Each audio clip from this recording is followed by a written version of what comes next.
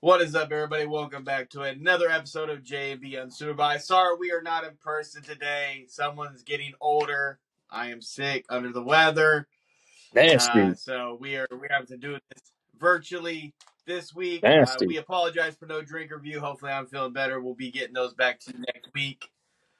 So, hope everybody had a great Halloween. Hopefully, you got a lot of candy or gave out a lot of candy.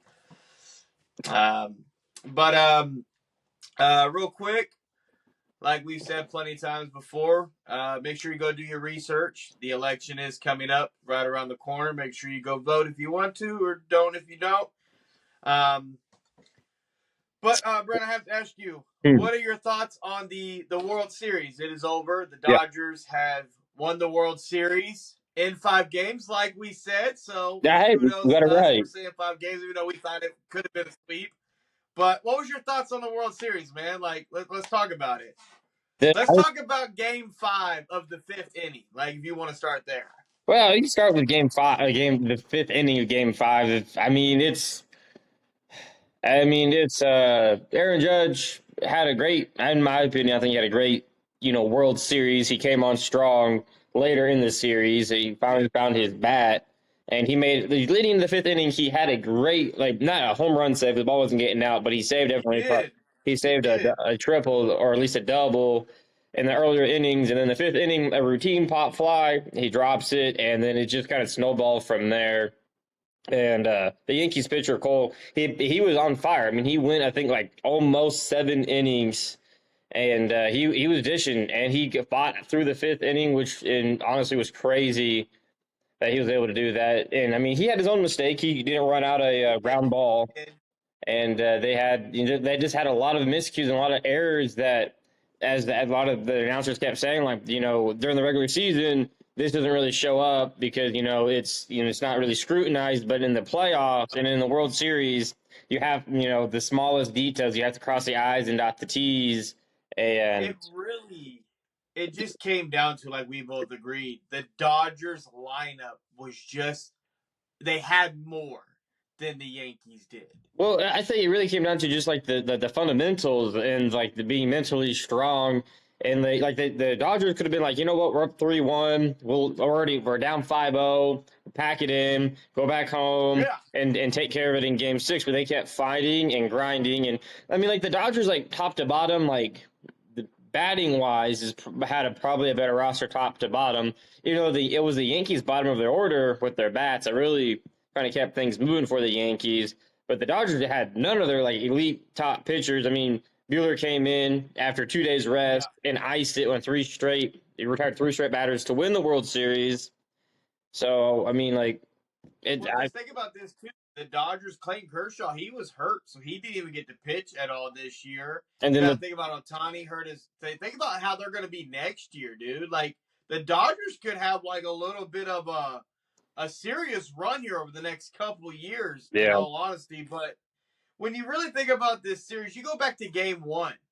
The Yankees could have stole game 1. Like I originally said, I thought the Yankees could have stole game 1. They had it and then blew it right at the end. Freeman knocks that home run. That was a game changer. I mean, it just seemed like every time the Yankees were close to winning the game or making it a series, a crucial mistake at the wrong time just killed all their momentum. It just killed everything for them. But I think in the 5th inning, every rooster came home to lay eggs. Like it's all the small details that the Dodgers cross the I's and T's on, and lesser teams with lesser stars really grind out. Like the Royals, they dot their I's, cross their T's. Like you're not going to have very many errors, let alone having 3 or 4 errors in 1 inning in the World Series. And I think that to me, that falls more on the manager of the Yankees not being more hard and strict on his guys in the offseason when they show up for camp and crossing the I's and dotting the T's, because that's how they lost it. They were not disciplined mentally enough. And the Dodgers, a couple years back, in 2020, they won the World Series during the COVID year. And they really didn't feel like they're like, it was cool, that was great, but like they wanted to get back. They wanted to have the big parade. Funny note, Robert Kraft actually flew the whole entire Dodgers team on his private Patriots plane back to LA from the Yankees Stadium.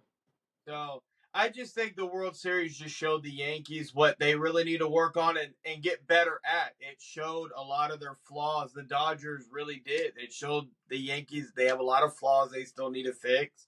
But all in all, I thought it was a great World Series. Yeah, like I said, we had two of the most historical franchises in MLB history going head to head. And so you can't ask for a better World No, Series of that. But if you're a Dodgers fan right now, you have to be feeling like you could probably go on a significant run here. I mean, everybody's pretty much locked up number of years, and so they could I easily mean, go get Otani's going Soto. to be able to pitch next year, I believe, right? Otani will be able to pitch He next should year, be able to right? pitch next year. Yeah, So that's going to be interesting to see how that works. I mean, shout out to Otani real quick, man. You were with the Angels for 6 years, never even know what the postseason was, felt like, looked like, smelt like.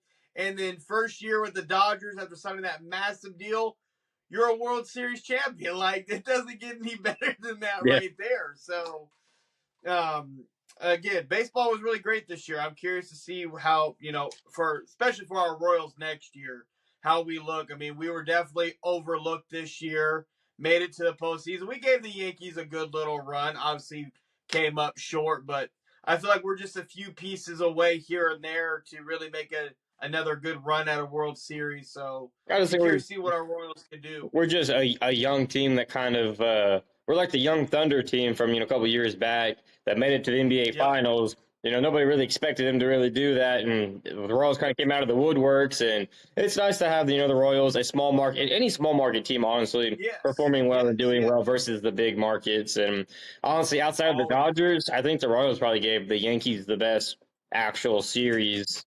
Oh, absolutely. I agree. But like I said, it was a great World Series.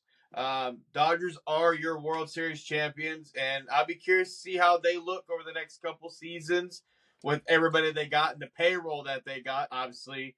But shifting our focus over to the NFL. We do have some news that our Kansas City Chiefs are trying to maybe go grab another wide receiver if they can fall into our lap. I don't know.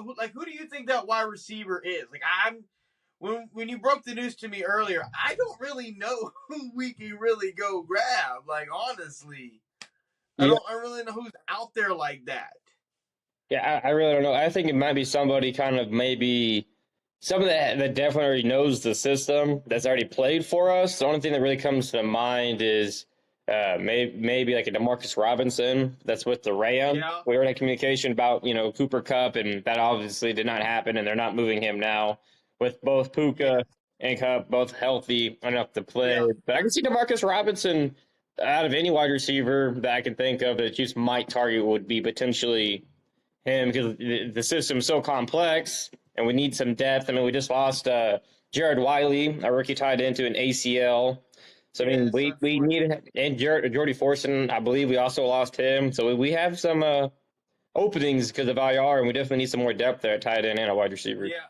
So it's crazy to think because obviously, for the people that don't know, maybe tuning in for the first time, we are Kansas City Chiefs fans. It's crazy. Our Chiefs are 7-0. We have some key injuries and all that. We brought in DeAndre Hopkins, but at the same time, some of those key pieces that we're missing, they're about to return. You know what I mean? Yeah. Like Isaiah Pacheco is on his way back. The defensive lineman that we got from the 49ers a couple years back, Charles, he's about to return. Charles, Yeah. Mulehay. So you got two key pieces that are about to return. So you add Isaiah Pacheco with Kareem Hunt in the backfield. That's crazy.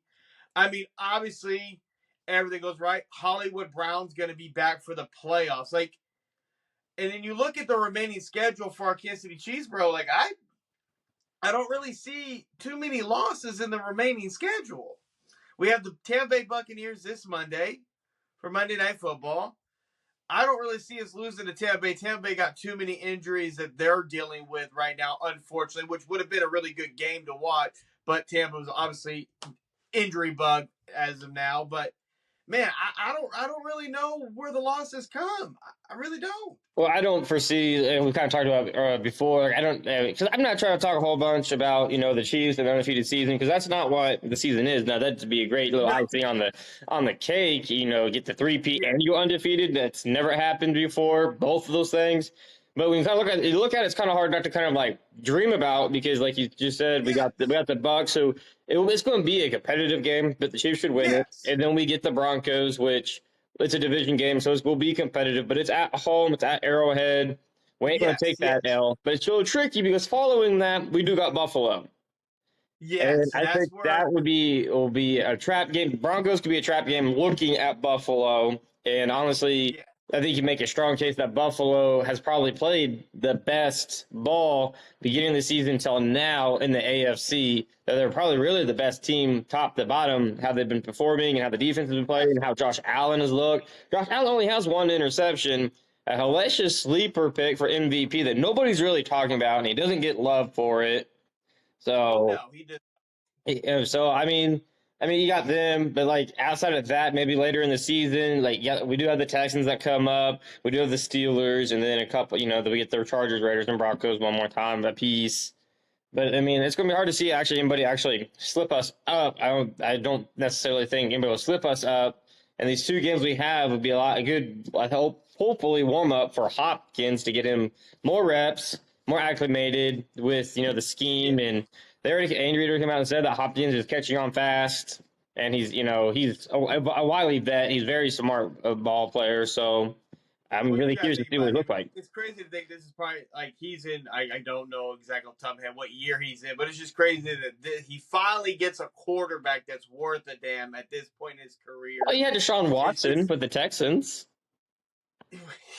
He had Deshaun for about a good 2-year stretch. Giving Kyler Murray. You just think about Hopkins, man, dude. All the quarterbacks he's been with over his time, and he finally gets to land somewhere where he absolutely has a chance to compete for something. Like he even said, it's good to be able to play meaningful football. Yeah. And it actually matters. So again, found life in a guy that was just kind of sitting over there washing away. So we're just like a fountain of youth over here. We just doing that. But I want to get to a topic that I know that you've been a little fired up about. So the Baltimore Ravens traded for DeAndre Johnson from the Carolina Panthers. So they add another weapon to the offensive side of the ball. How do you feel about the move? Because you have a lot to say about the move.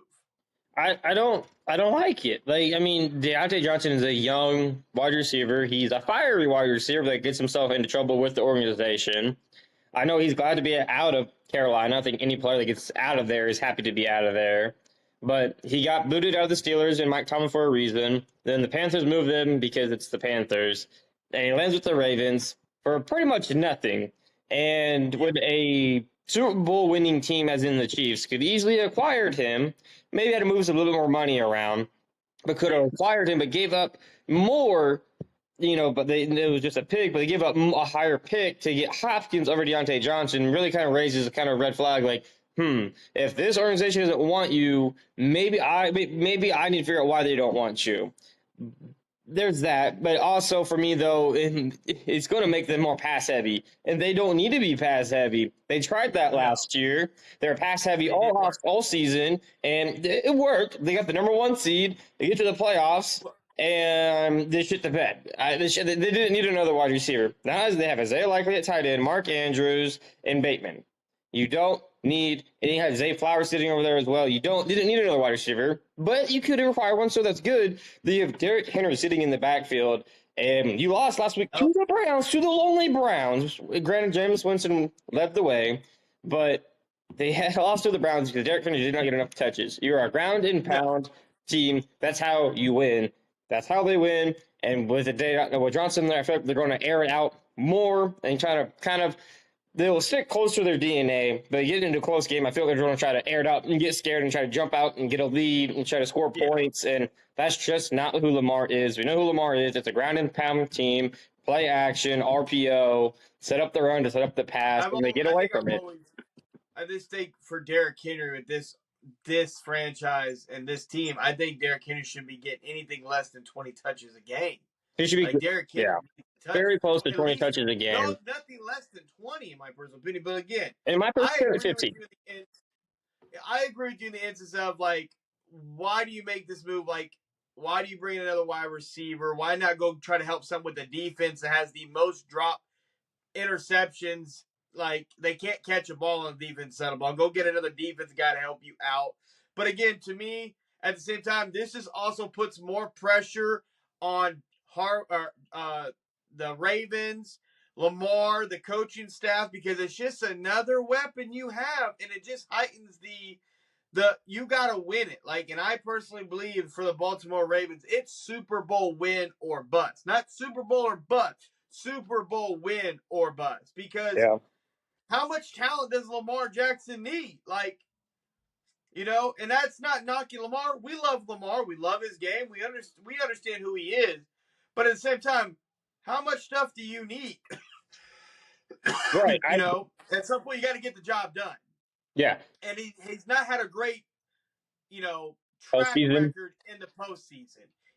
He's had some bad games in the postseason or fallen apart, made crucial mistakes, and the excuses are running out for the Baltimore Ravens, personally. Well, they keep blaming the OC. They keep firing the OC. They're like, they have the OC, and they were successful. They're like, well, you need to be more like this. So then they hired this, and then they hired that OC. And I'm like, it's not. It's a very simple concept, and it's okay to be a simple concept of, with Derrick Henry in particularly, ground and pound, a lot of read option, a lot of play action, use the run to set up the pass. Everybody runs RPOs. That's okay. That's deadly with Lamar, but I don't hardly ever see them run RPOs, which RPOs is a read action. You pull it to throw it.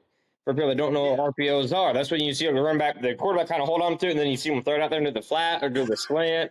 That's I don't know why they don't run more of that.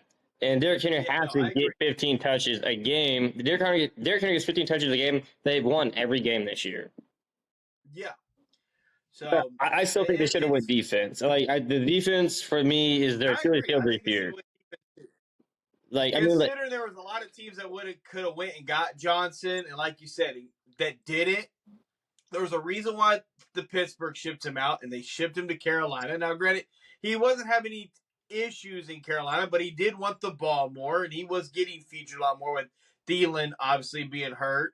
And now he goes to Baltimore, and Baltimore's trying to win a Super Bowl, and he's just another piece for them. But it's like, there's so many pieces there, bro. You're going to have to understand the ball's not always going to come to you. Like, there's other guys on this team that are going to get the ball. You know what I mean? So we'll have to see how it plays out for Baltimore. The only way I like this is if they actually keep him long term, and it's just not like a short term 1 year rental. They actually keep him on the roster and pair him with Bateman. Yes. Then I view it a little bit differently, but I still think if it's a long term investment, it's better than if they think this guy's going to help push them over the edge this year. Yeah, I just look at Baltimore like the excuses are pretty much like you have Derrick Henry and Hill in the backfield. Then you add Lamar Jackson as a runner as well because he's dangerous. And then you look at the tight ends. Andrews likely. Multiple tight ends that can be good, that are good.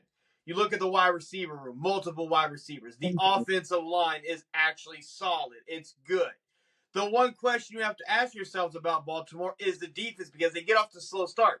Now, once they get going, they're good, but it's not the same defense that you saw last year. No. So that would be the only. That's why I had said they should have went defense. Yep. The defense needs a little bit of. I don't know what it needs. I think it's missing some juice. It's missing some juice. It is absolutely so, but we'll have to see what comes of Baltimore. Another hot thing that happened in the NFL that I have some issues with. The Indianapolis Colts have decided to bench Anthony Richardson for the remainder of this season, and they're going to rock with Joe Flacco. At the press conference, the head coach said the move was basically made because they believe that Joe Flacco gives them the best chance of win. We all know that AR is being benched for tapping himself out of the game in the third quarter because he was tired. And I get it. You've never seen a quarterback do it. My problem with the benching is what does that do for AR? What does that do for him? He's had 10 starts. He got hurt last year. He's feeling the pressure of trying to live up to something. It started off great, and it just has not gone good for him. And everybody knew, we said it. When you drafted Anthony Richardson, we knew the untapped potential that he has, the superstar we believe he can become, but he's a project. He's a project. And I just feel like the Indianapolis Colts are mismanaging this. I really do. That's how I feel. I don't know about you, but I just feel like it's being mismanaged. I think the only way they could be mishandling it, because as it has been started to seeing the Green Bay way and the Mahomes way of sitting your quarterback and letting them kind of sit and develop has shown to be successful. A la Jordan Love, yes. Mahomes. Now, situations determine that. Even Drake May got to sit for a handful of games this year, and he's looked decent while he's been out there for the Patriots. Now, like, sitting him and not playing him, like, you can only sit and learn so much. You have to get out there and get the feel of the game. I think he, kind of lost the spot, kind of lost the starting job, because he's better than Joe Flacco. But they're only butchering it if Anthony Richardson has a weak mindset and he has his confidence is shaken. If his confidence is shaken by this, then they broke him. And they should I feel like as an organization, you have to have a pretty good pulse on how your quarterback's feeling. If you feel like he can handle the benching for the year and just sort of work on his development and his fundamentals, that'll be fine. But I don't know. I don't really like this move. I think they should have, and I'm always for sit the quarterback, but that's more like his rookie year. He got to sit and watch when he got hurt. And he couldn't necessarily work on his fundamentals unless he's not fully healthy and the arm's not fully good. But you have a lot of talent coming into this draft. You got at least, you have Shedeur and you have May, or the Alabama quarterback coming into this draft. You have Ward from Miami. So you have a lot of talent coming, and if you play him, you're always going to have a lower pick. So then you have the decision: do we move off of Richardson like the Bears did with Justin Fields and reset your quarterback clock and the contract and go get a different guy, maybe a more polished guy, maybe a guy that's, you feel better suited with what you've already have built there? That's just my opinion.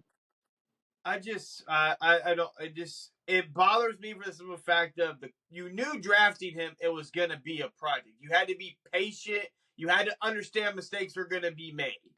And it wasn't. And my problem with this whole ordeal too is you had everybody telling Anthony Richardson when they asked you that question on the podium, you should have just lied. So you're mad at a dude for telling the truth. Why'd you pull yourself out? I was exhausted. I was tired. Yeah, but I don't think that's really why he got benched, though. I mean, that's probably what everybody's pointing at. But I don't think he got benched because he told the media, I was tired. He probably got pulled because I don't think he even got benched because he pulled himself from the game for one play. I would nobody's going to know the real reason. It's hard to fathom that you really pull your prospect, second year quarterback because he said I'm tired. When some of the guys on the team said that they didn't hear about it until it came across on social media, the press conference went live. So clearly there was already some type of disconnect going on in the Indianapolis organization that needs to be fixed quickly. It's got to be addressed. Well, that's why I said, you're saying it was a big prospect coming out of college. He got hurt his rookie year, and now this was his year.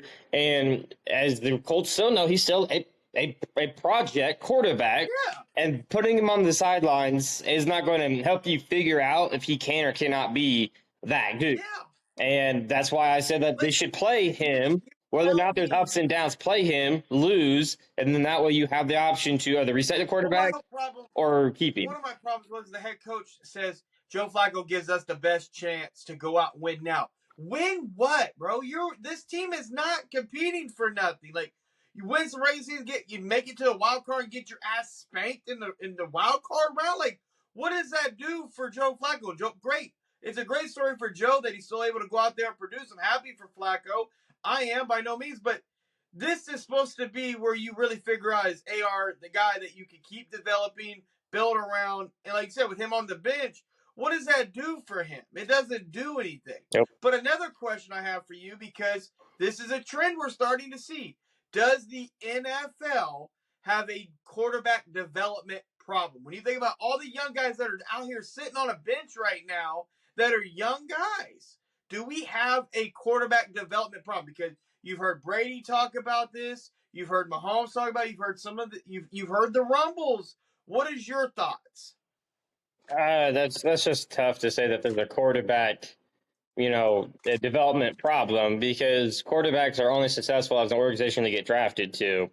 There's the reason why it's more focused. I don't think so. No, I disagree. It's just more glorified because it is one position. You know how many wide receivers get drafted, none in the first round, second round, and they just flame out that they don't, like Quentin Johnson for the Chargers. After first round, it's flamed out, has not looked good at all. Remember Kevin White when he came out of Virginia for he was supposed to be that dude, went to Chicago, nothing. So, I mean, you just have, it's because it's just one person out there. We've had running backs. Trent Richardson came out supposed to be that dude, was not that dude. No matter not with the Colts, and he had okay with the Browns, but it's just I don't think we have a development problem. I think it's just more scrutinized because it is just one. It's one position. It's just one guy versus you have a group of like 7 wide receivers on a roster. Yeah. I think the only thing when it comes to quarterback development, we both agreed that if you're going to draft a quarterback, sit him for a year. Have yourself a solid veteran in the organization or a veteran on the side that is helping develop that quarterback while he sits and watch what the Packers have always done, what Kansas City did with Patrick Mahomes. But the quarterback's also got to be willing to teach, we always talk about Alex Smith, what he did for Patrick Mahomes. And Patrick Mahomes has never forgotten to always elaborate Alex Smith. If Alex Smith didn't do that, I don't know if I'm at where I'm at now because of everything that Smith did for Patrick. So it's just hard to me to say that. I don't know. It's hard to say it's a developmental thing because you're on a thing. You go from college. If you're a great player in college as a quarterback, and most colleges now are pro systems. But you hear like even Brady say now that like even like the systems now that are ran in the NFL are college based. Or they're very much watered down. We're like, look, I call a play, you go out there and you run it. You don't have any other choices. That's what it is. Now you have like the elite, but that's just like a great quarterback. The elites are the elites, Rodgers, the Mahomes, the Mannings, so forth, the Matthew Staffords, so forth and so on. They actually have, the ability they give multiple looks. I think some of it is just not being able to actually, because like you have to adjust to the speed of the game. Because it's faster. Everybody's faster in the NFL. But really, to me, it comes down to be able to read defenses and understand playbooks. And if you can't read defenses and you can't understand a playbook, then, it doesn't matter how talented you are out there. And is that coaching or is that just a guy that got by on pure great talent in college and in high school and everybody's at the same level he is now at the NFL level? No, absolutely. I just think it's also we put so much pressure on the quarterback position as well, and you expect these guys to come in and immediately start a la like I'm always gonna bring a guy like Trevor Lawrence. Dude was phenomenal all the way through the time he started playing football, from pee-wee, middle school, high school, college, and then was supposed to be this savior in the NFL, and I don't even know how Trevor Lawrence is still starting in the National Football League. If you want to keep this 100, and I'm not trying to be disrespectful, but it's like I don't get it. Like that is so. I don't know. I just think there's a lot of pressure on these guys to come in and be great. And I just think some of these guys need to sit. And I also think situational football matters. Where you land matters as well. With the right organization, with the right coaches, the system. I think a lot of that matters as well. But you say that, but in this year we had Jaden Daniels and Caleb Williams. Yep. And everybody said Caleb Williams is the best situation ever for a first-round pick. We've even said it. They have all the talent in the world on offense. You're going to a great defense.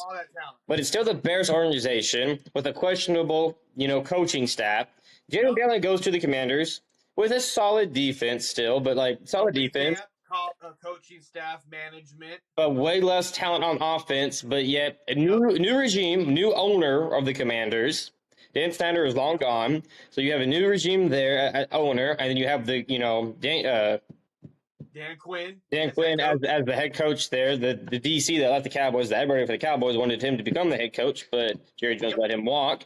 And you just see the structure that a head coach can bring to a quarterback, and that's the only thing that when you draft a quarterback, you have to have a plan. The blueprint is there; it's out there. Whether or not people want to, that's why I don't think there's a developmental problem. The blueprint to make a successful quarterback is there. It's been shown. Andy Reid has shown it. The Packers have shown it. Dan Quinn is showing it. The Ravens have showed it with Lamar. Like there's a blueprint. Yep. It works. All those quarterbacks, for the most part, have sat or been under a strict, like, quote unquote, forgetting Daniels, like, what is easy for you to understand, for you to run, and it works. Until you get better, and we can just until you can read more. This reading and understanding comprehensive defenses that I think messes everybody up. This year is a good example. This year is Bo Nix. They've kept it very simple for Bo Nix down there in Denver with Sean Payton. Yeah, and they're winning. They're what, 5-3? I mean, who would have thought Denver would be doing that? Like, let's be real about that. So, like, Bo Nix is a great example. Sean Payton, keep it very short and swivel for him until he, because obviously Bo Nix is a much older quarterback, stayed in college a lot longer, so should have been a little bit more ready, but had an adjustment period, as all quarterbacks do when you go to the National Football League, because college and football, it's too different. Like I said, everybody you play in the NFL is an athlete. They're just as fast as you. They're just as strong as you.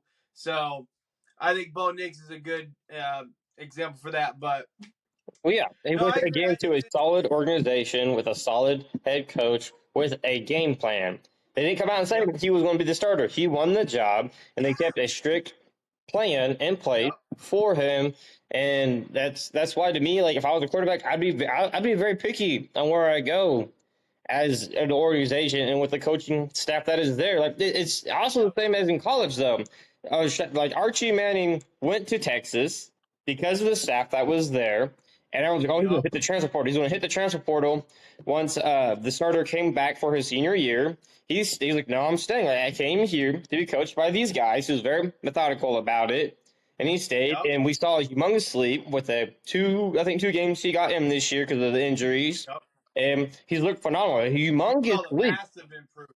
Mass improvement. It does come down to coaching, but I also don't think it's an issue. As the quarterback wanting to get better and continuing to work to get better.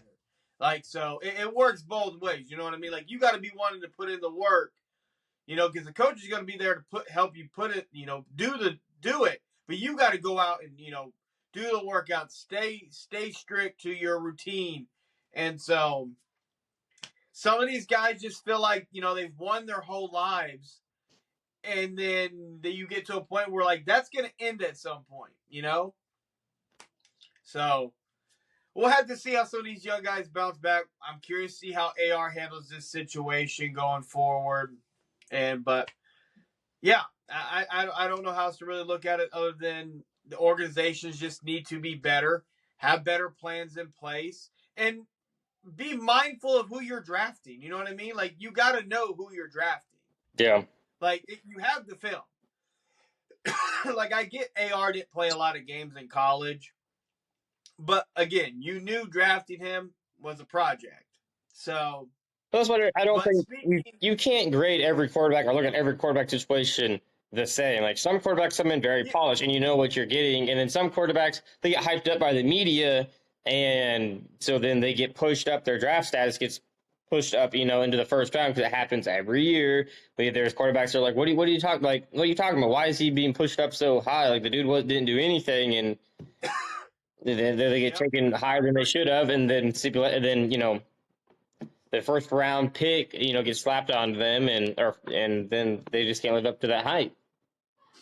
Yeah, very true. I mean, another young quarterback situation, the Bryce Young situation down there in Carolina, like that whole thing. But everybody thought that was a home run hit, though. Yeah, they did, and But speaking of quarterbacks, we had Jalen Daniels, the number 2 overall pick, versus Caleb Williams, the number 1 overall pick. And I think you can say that Daniels is very happy that he landed in Washington, not in Chicago. Granted, don't know how that would look if he landed in Chicago, but like we've all said, Caleb Williams can have the talent. Granted, we both, again, not hating on Caleb Williams, but we just have not seen we haven't seen it. Like, I'm not seeing what was being sold about Caleb Williams. And we watched Caleb Williams from Oklahoma to USC. So people that want to say that, well, you must not been watching. No, we've been watching. We've seen it. That game against the Commanders, he only completed 10 passes. He was generally outplayed by Jalen Daniels. Now, I know Jalen Daniels completed the Hail Mary to win the game, but regardless if the Commanders won that game, Daniels still outperformed Caleb Williams, and it wasn't even close. And Daniels was hurt. It was not close. Huh? And Daniels was hurt, too. He had a rib injury. He's dealing with a rib injury. He's dealing with the rib. So, again, when you talk about the Chicago Bears, obviously Caleb Williams is the number 1 overall pick. All the talent. Again, you can have all of it, but the coaching matters. The discipline matters. And I just don't believe in Chicago's organization as like from owner all the way down to coach. That's what I don't believe in. Like you saw it in the game. The Bears defender over there mocking the fans, and he was supposed to be covering the receiver that caught the goddamn ball to win the game. He was out. Like, that's the discipline issues you deal with in Chicago. There's no structure. There's just nothing there. That is a crucial mistake at a point in a game that like is the difference between a win and a loss. Yep. So, but shout out to Jalen Daniels. He's got the Commanders at 6-2. The Commanders are, I believe, 6-2. Are the Commanders? Yeah, 6-2. They're leading their division, which I don't think anybody saw that one coming. Real quick, what has been your thoughts on the number 1 and the number 2 overall pick this year? Caleb and I'm surprised by Jalen Daniels. I didn't have high hopes for any of the quarterbacks really coming out of this draft class. I thought most of them were prospects of, they had a lot of talent was there, but could it be molded into something based off the right situation? I wasn't even high on Caleb Williams. Jalen Daniels has by far none surpassed any expectations you could have placed on him, in my opinion, in only 8 games. And Caleb Williams has by far none has underachieved tremendously. He's turned DJ Moore into looking like a 3rd-string wide receiver out there. DJ Moore looks like he's frustrated. Like, he's very frustrated. I'm just not.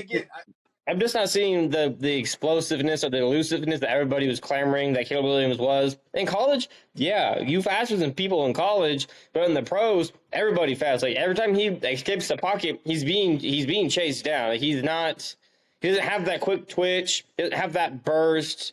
And Jalen Daniels, I've always said in the pocket, Caleb, when he's dropped back, he steps forward. When he's supposed to step forward, he's dropping back.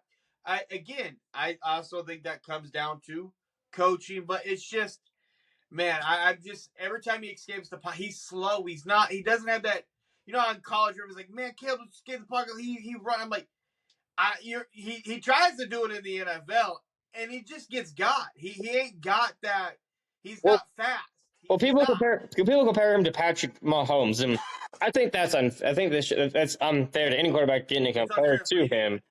But they're trying to say his escapability in his arm. Okay, he has it's hard for me to say he even has a very lively arm. I don't think he could have thrown that ball. I think it went 68 yards, air yards. Jalen Daniels threw that with a bad rhythm. He had a little bit of a running hitch start. But I don't know if Caleb Williams could necessarily even have thrown it. I think Caleb Williams would have fell a couple yards short, and it would have been picked. It wouldn't have been completed on that Hail Mary. But in the comparison to his capability, Mahomes has like a burst, a little twitch, a little quick go, and then in the open field, top speed.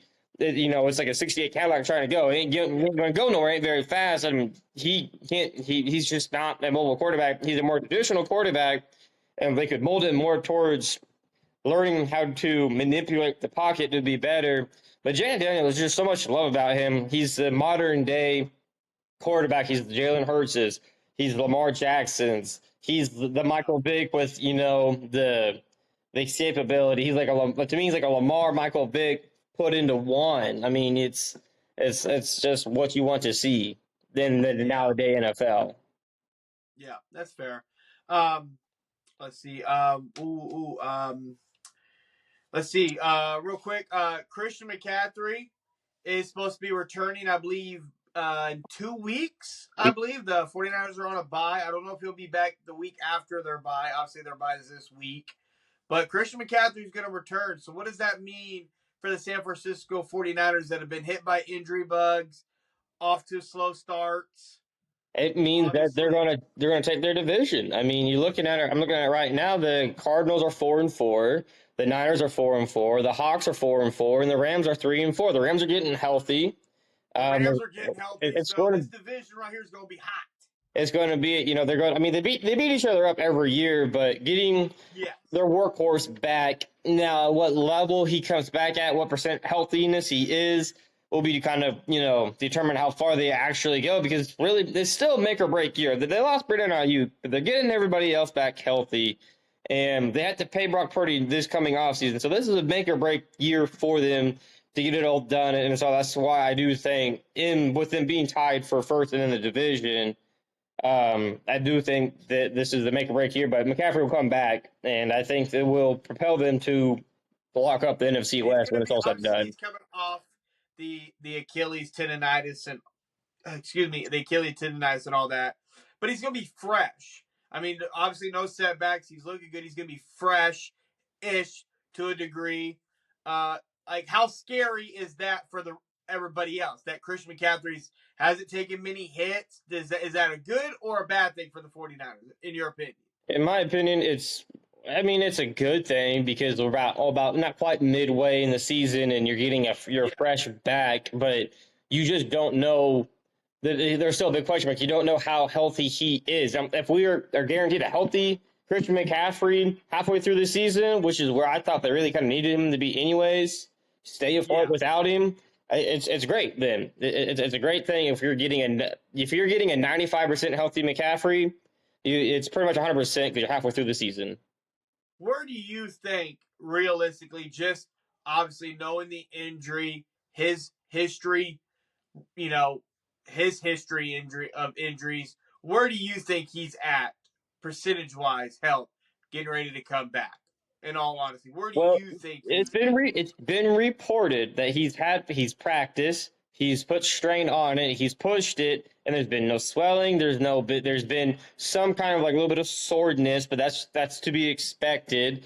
And I think he's going to come back like almost A+. He's going to come back over 90. I think he's going to be over 90% healthy, but I think he could easily tweak it though too with the wrong step or the wrong hit to his ankle. Do you think the workload that he's normally carried is going to be changed up now that the emergence of the other running back, Mason? Every running back looks good for the Niners. Like, I mean, you could probably go out there and run for 75, 80 yards, but I mean, and that's at 31 years old too, my guy.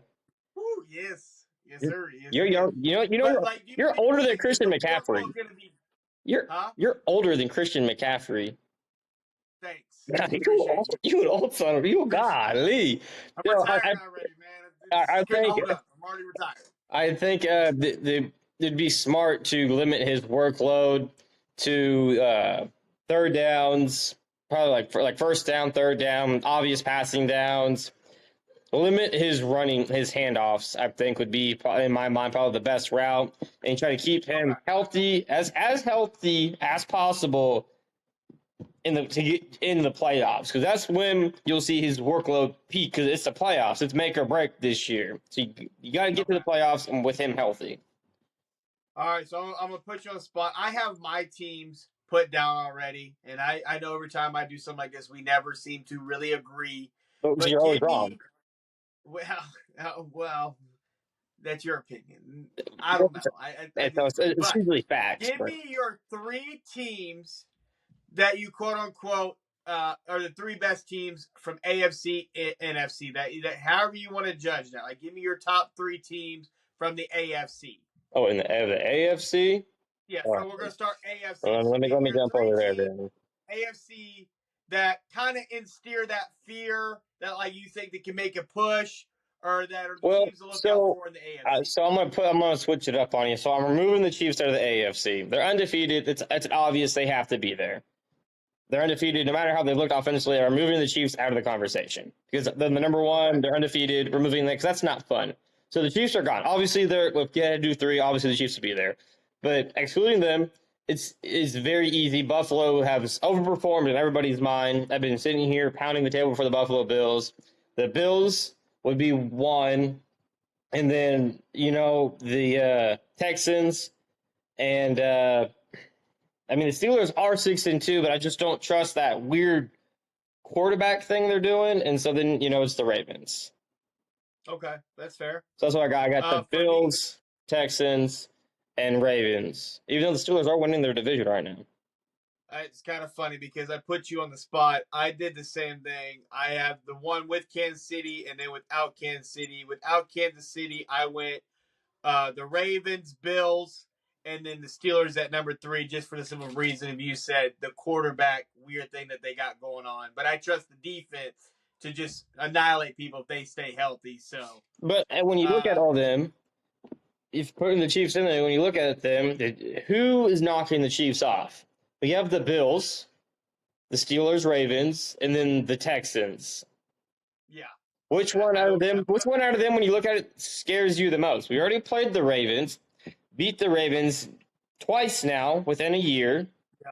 The Bengals, they're probably not going to make the playoffs. They're 3-5. I just don't foresee that happening. The Steelers' defense is great, but the quarterback situation. And then you have the Texans, who have the injury bug on the O-line, and they haven't looked. CJ Stroud looks like he's in that sophomore slump. Still looking good and promising. You see that flash. For me, it just comes to Buffalo. I think, and with the addition of Amari Cooper, if that defense can stay healthy. Buffalo just scares me for the sake of Josh Allen. Like we've seen it, and it's never been Josh Allen that's lost them the game. It's been their defense that has cost them the game. Josh Allen has actually won them the game. If you want to keep it a buck, Josh Allen's won the game. The defense has blown the game. So yes, I would agree. It's Buffalo for me. It's always been Buffalo. I just think this is a different version of Josh Allen. It doesn't have that diva on the outside that's just always wanting the pass, always wanting the ball, always wanting a passing concept offense. Everybody's touching the rock down there. Everybody's getting the ball. You can't key in on one guy. And I think Amari Cooper there's just going to really. And we've seen it in a couple games. Shakir is just now destroying in that Wes Welker, Julian Edelman role. Keenan Coleman, great dude, great rookie. He's starting to emerge a little bit in that offense as well with James Cook in the backfield. Yeah, I think Buffalo. And you just add Amari Cooper, that's going to just help those young guys. Over the time of the season, as long as he's fully primed and go for playoffs, it's going to be a great game in about 3 weeks when we play them. Yeah, absolutely. Up in now give me your Buffalo. NFC teams. And the NFC, man, it's obviously the Lions. Okay. And the Packers with a healthy Jordan Love. Okay. And I mean, you can go a bunch of different ways, but I'm going to ride the Jaden Daniels train. Give me the Commanders. I wish I could say the Eagles, but you have your head coach yelling at your fans. It's kind of hard to trust that head coaching staff. But the Commanders and the Lions and Packers. So I went Lions, Commanders, and then number 3 was Eagles, Vikings.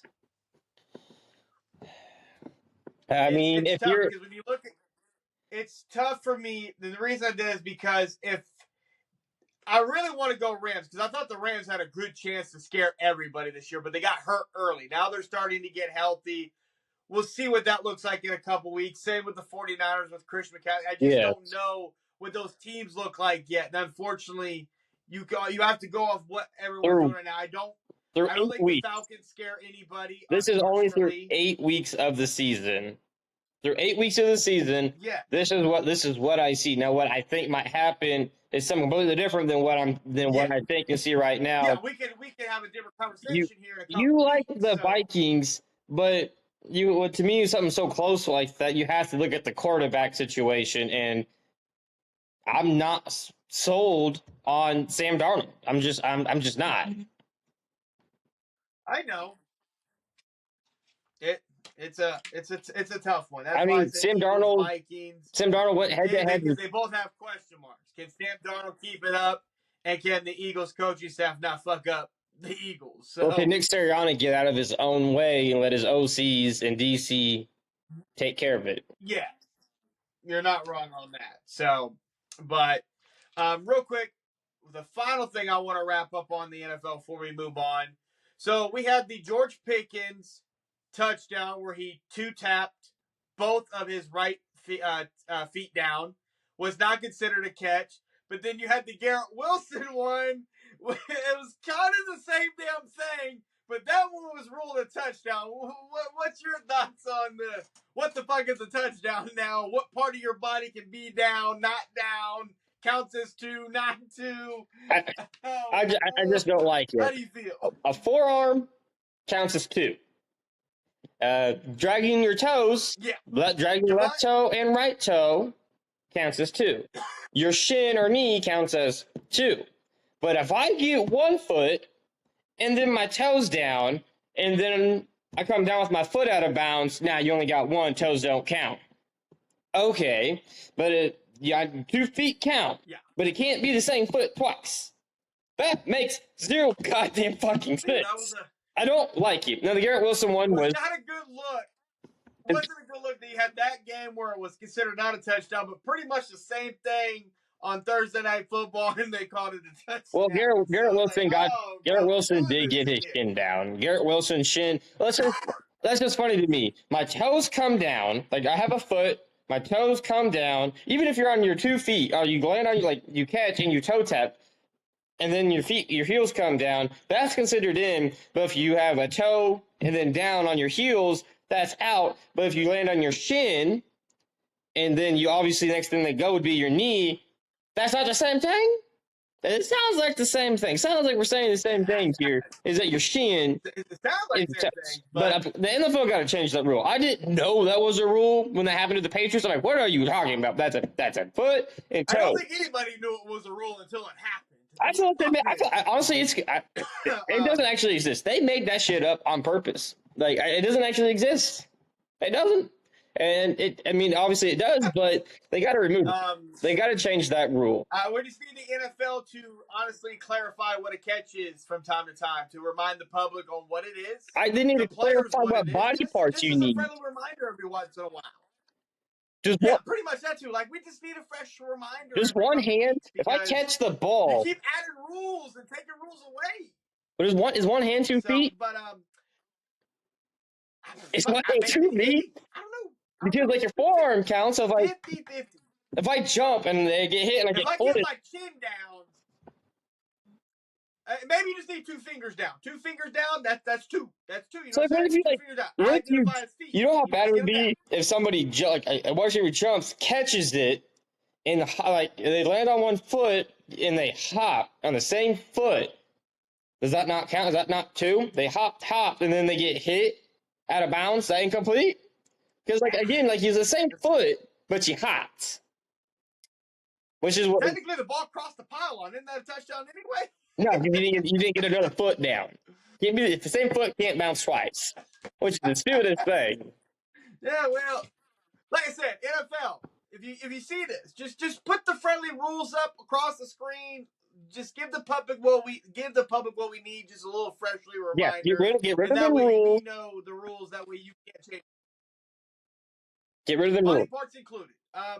But switching over, NBA season's underway. Where it's rolling. One thing that's been a big hot topic here is viewership is down a little bit.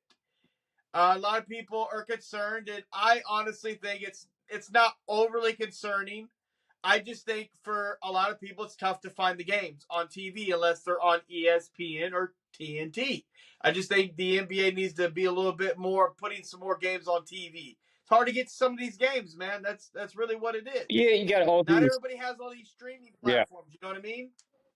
Well, it's also peak. That's really the problem. Like It's that's peak why it makes it NFL. down. I don't ever really care so much what they say, what their viewership is when their season first starts. Yeah. Like the first week was it was about average for them, and then as your long 82 game season goes, people kind of start tuning out. They peak back up around All Star, and then when the season ends, the Well, playoffs you have start, the everybody World shows back Series up. going.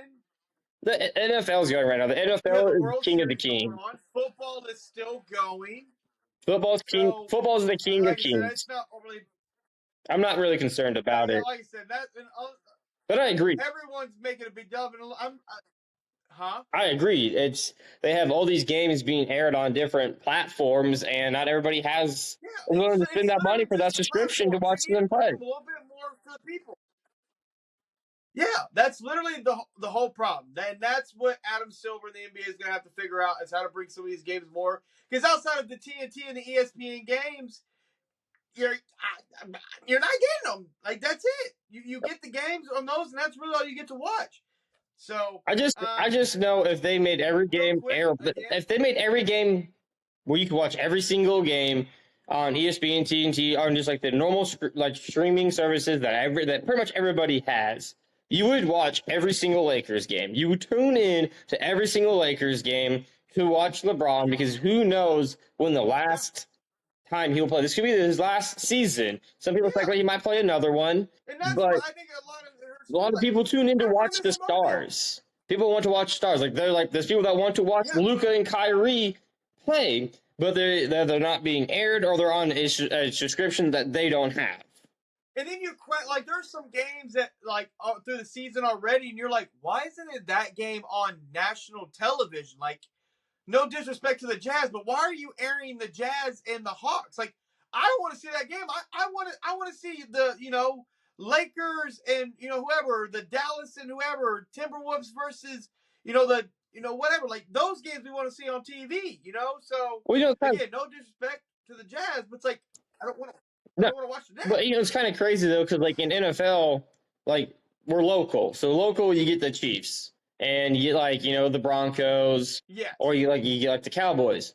Really, how come we don't get OKC? OKC? How come we don't get OKC? How come we don't get more Dallas Maverick games? Like that's technically our local. Like where's your local games being aired at? Why is that not a thing? Why is that not a thing? Why is that not a thing? Why do we not have local games aired on your local channels? Why does WWW 13 or 24? How come there's not local games? That would boost viewership tremendously if they could watch your local sports team. I don't know. That's my question. How come there's not local games? We would get the Dallas Mavericks, the Spurs, and OKC, and then you probably you throw in like the Minnesota Timberwolves. You're not wrong. That's probably it would be like Kansas's region. So real quick, what? Speak. Real quick. Yes.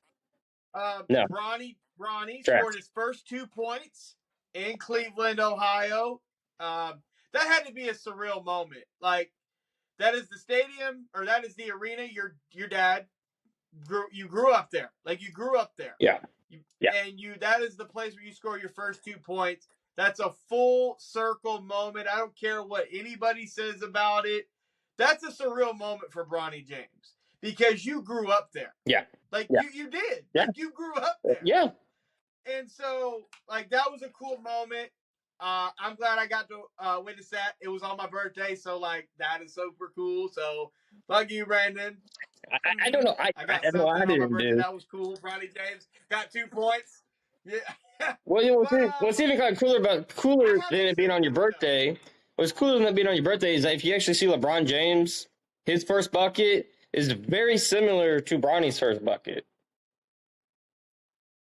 It was, and it was on the 29th of October, and so it was damn near identical to but 21 years, almost identical. So, but I have to say this though.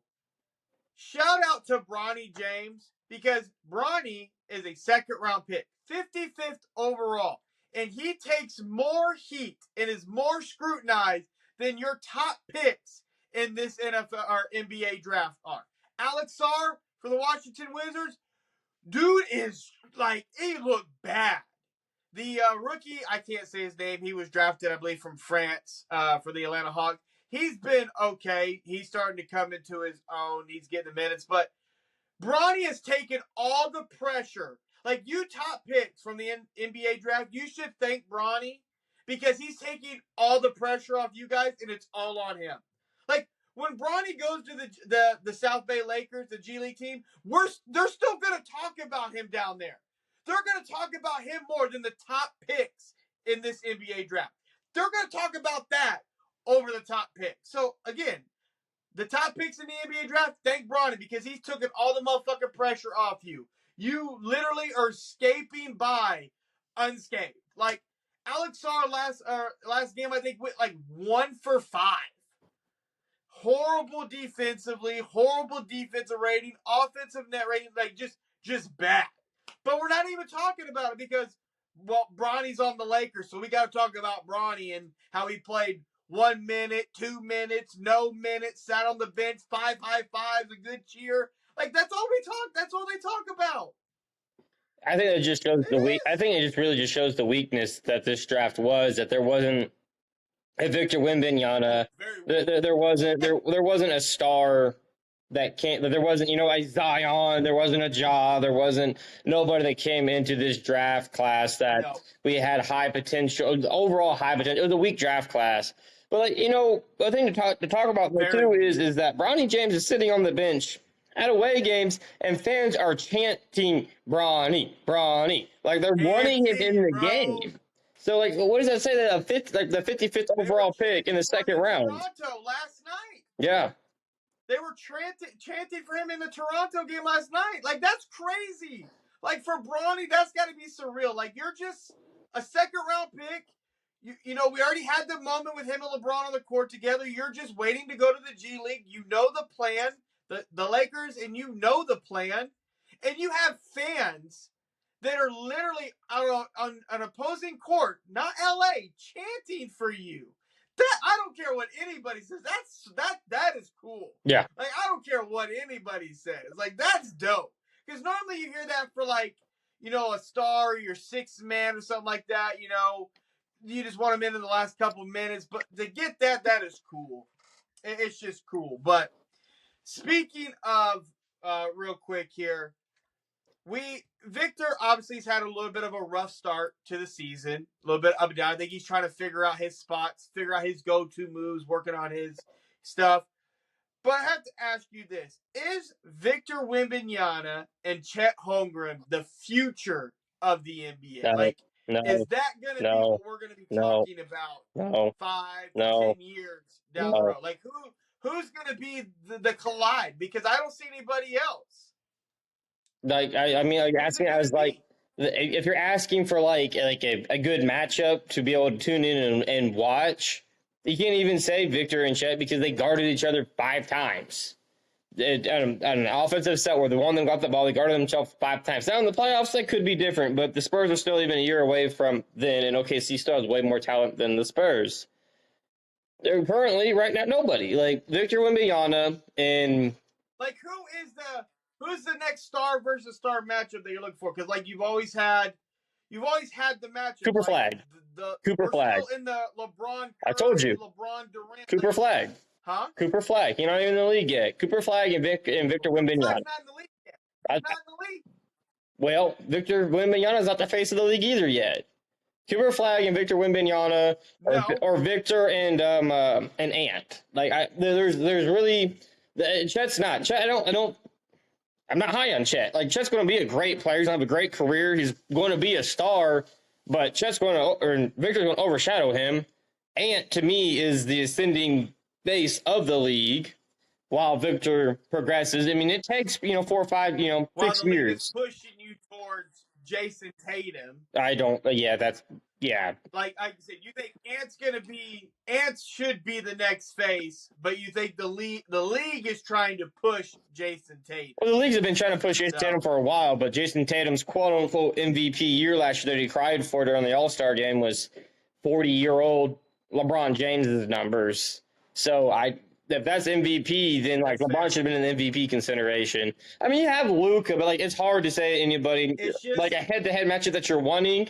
No, because they hit the Chet didn't really ever guard. Like I said, there was 5 possessions they actually guarded with the ball, and I think Victor Wembanyama, once he gets his full bag inside, it won't even be close. The dude's okay, the dude's like jumping from the free throw line for alley oops, and he's not even really jumping, and he's dunking it. You can't really guard that. crazy. It's crazy to think what Victor's like ceiling really could be. Like, Yeah. Like he's Durant and Giannis together. Like, and once he puts it all together, he's gonna be scary, very scary. Oh yeah, I agree. But like I said, the NBA season is underway. The matchups are heated. We've had a couple key injuries, unfortunately. Paulo, who was ascending this year, is going to be out, I think, 4 to 6 weeks with an injury. So that's unfortunate. Who just dropped the 50 piece a couple of days ago before getting hurt. So that's very unfortunate. But overall, what has been your favorite thing so far about the NBC? Is there a team or anybody sticking out to you? I mean, the Cleveland Cavaliers are 6-0. Just the biggest moment for me, honestly, was just Bronny and Braun sharing the court. The Celtics they tied their record for most threes opening night. But I mean, like, it's a long season, and so I'm not really high on anybody's record. Cavs, like you said, they look good, but I'm not really high on anybody's record, though. So that's fair. I think for me, the highest moment was watching Bronny score his first 2 points in Cleveland, Ohio. I think that was pretty impressive and amazing. So, but yeah, again, NBA season's long. Got some good games coming up this week in NFL. So we'll definitely be talking about those next week. Appreciate you guys tuning in, and we will see you guys next week.